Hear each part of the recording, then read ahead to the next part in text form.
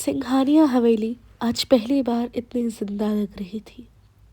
पीली हल्दी से रंगे हुए हाथ, फूलों की महक, ढोलक की धीमी धीमी ठप। हर कोने में शादी का शोर था।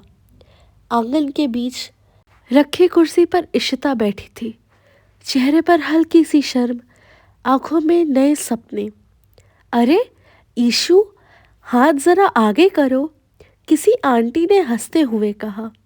हल्दी लग रही थी, लोग गाने गा रहे थे और हर कोई कह रहा था सिंघानिया घर की बहू बनने जा रही है। दूर से आदित्य ये सब देख रहा था।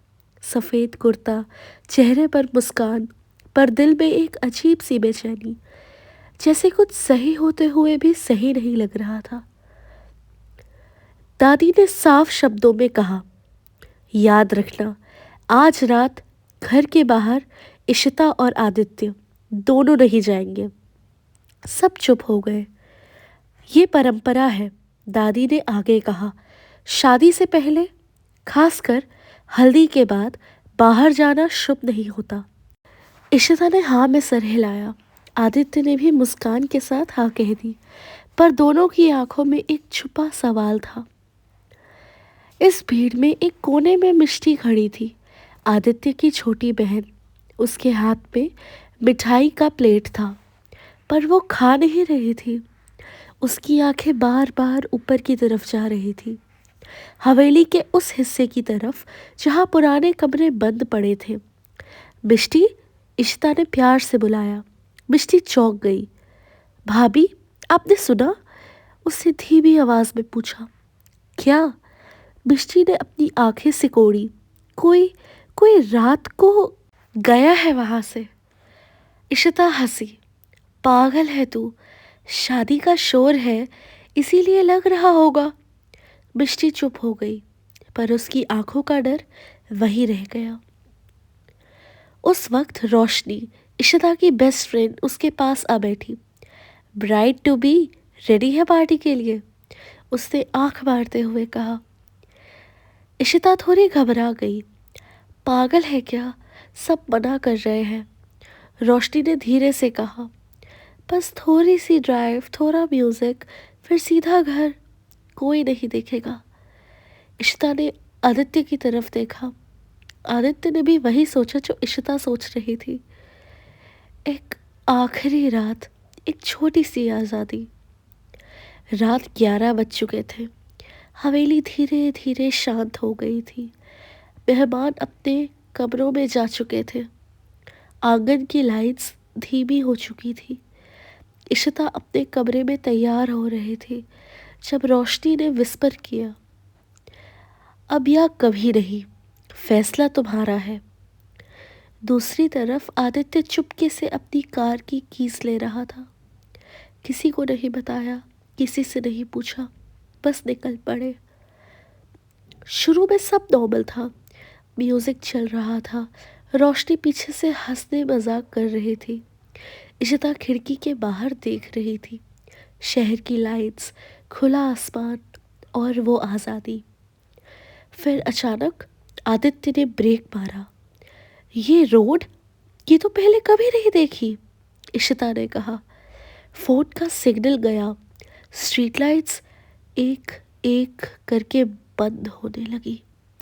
हवा ठंडी हो गई, बहुत ठंडी। मिष्टी की बात इशिता के दिमाग में गूंज गई। रात को कोई गया था। और तब इशिता ने शीशे में देखा, पीछे वाली सीट पर कोई बैठा था।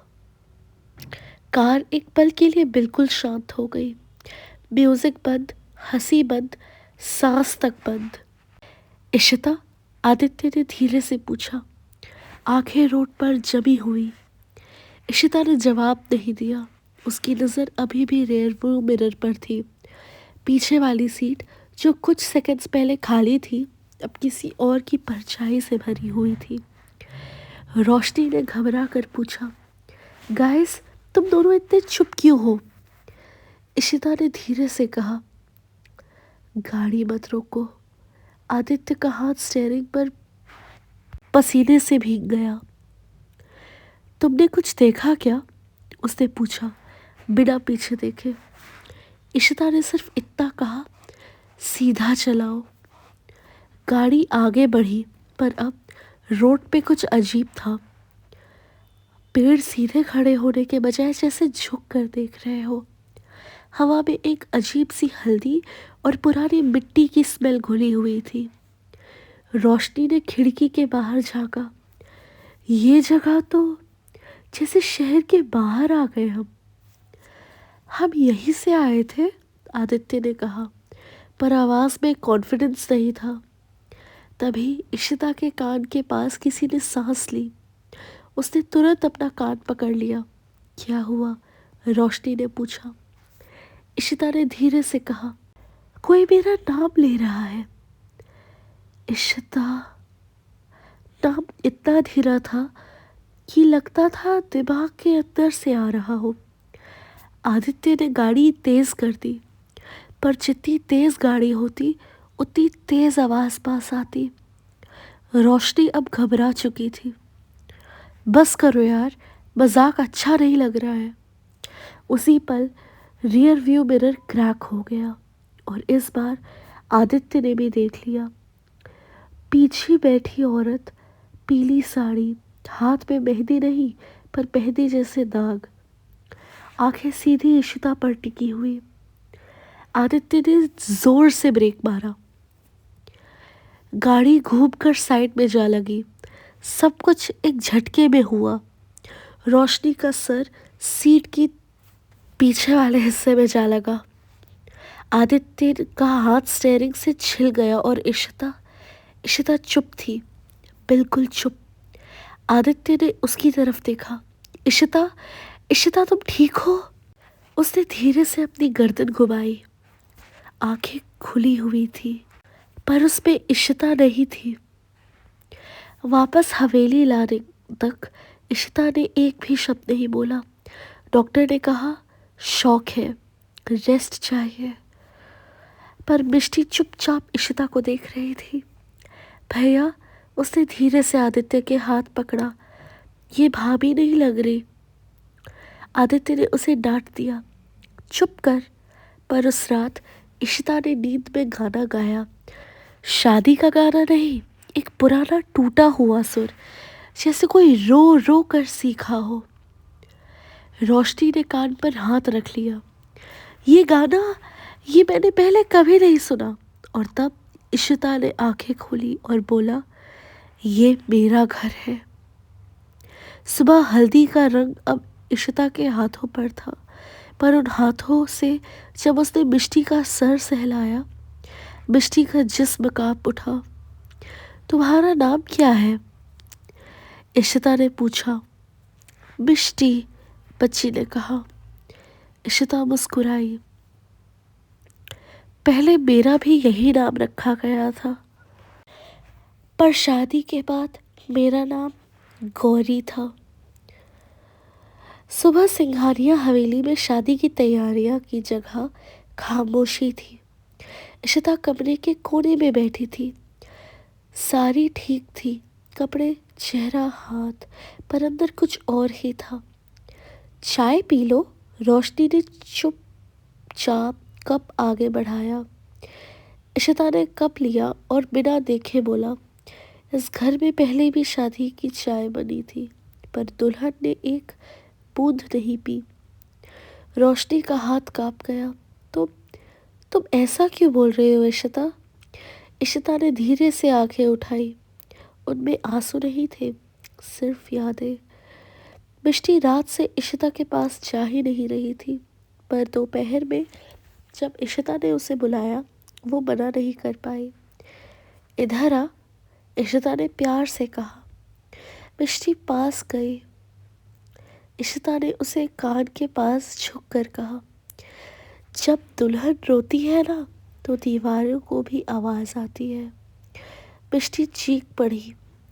उस पल कमरे के शीशे जोर से बजने लगे। हल्दी के सूखे निशान दीवार पर गीले हो गए, जैसे किसी ने नए हाथ लगाए हो। आदित्य भागता हुआ आया। बस, अब बहुत हो गया। इशिता ने पहली बार उसकी तरफ देखा और मुस्कुराई। तुम नहीं जानते, उसने कहा, इस घर में शादी का मतलब क्या होता है। शाम होते होते आदित्य ने डिसीजन लिया, पंडित रुद्रनाथ को बुलाओ, उसने कहा। दादी चुप हो गई, उसके चेहरे का रंग बदल गया। उसकी ज़रूरत नहीं, ज़रूरत है, आदित्य ने कह दिया, वरना इशिता इशिता नहीं बचेगी। रोशनी ने धीरे से कहा, जो भी है वो इशिता नहीं है। पंडित रुद्रनाथ जब हवेली में आए, हवा अपने आप भारी हो गई। उन्होंने इशिता को देखा और सिर झुका लिया। ये लड़की नहीं है, पंडित ने कहा, ये याद है। सब लोग बिल्कुल चुप हो गए। इस घर में पंडित बोले, सालों पहले एक दुल्हन आई थी, गौरी। शादी की रात जब दहेज कब निकला, उसे कमरे में बंद कर दिया गया। किसी ने पूछा नहीं कैसे, सब समझ गए। उसकी मौत से पहले पंडित ने कहा, उसने सिर्फ एक चीज़ मांगी, इंसाफ। इशिता का जिस्म कांपा, उसकी आवाज़ बदल गई। मैं सिर्फ याद दिलाने आई थी, गौरी बोली, ताकि कोई और दुल्हन चुप ना रहे। पंडित ने मंत्र पढ़ा, मिष्टी ने इशिता का हाथ पकड़ा। आदित्य रो रहा था। दरवाजे अपने आप पिटने लग गए, लाइट्स बंद खुल होने लग गई। कमरा शांत हो गया। इशिता होश में आई, कुछ याद नहीं। शादी हुई, सब ठीक दिखा, पर सिंघानिया हवेली में आज भी जब कोई दुल्हन आती है तो पहली रात कोई औरत धीरे से गाती है, ताकि कोई गौरी फिर कभी ना भूल जाए। धन्यवाद।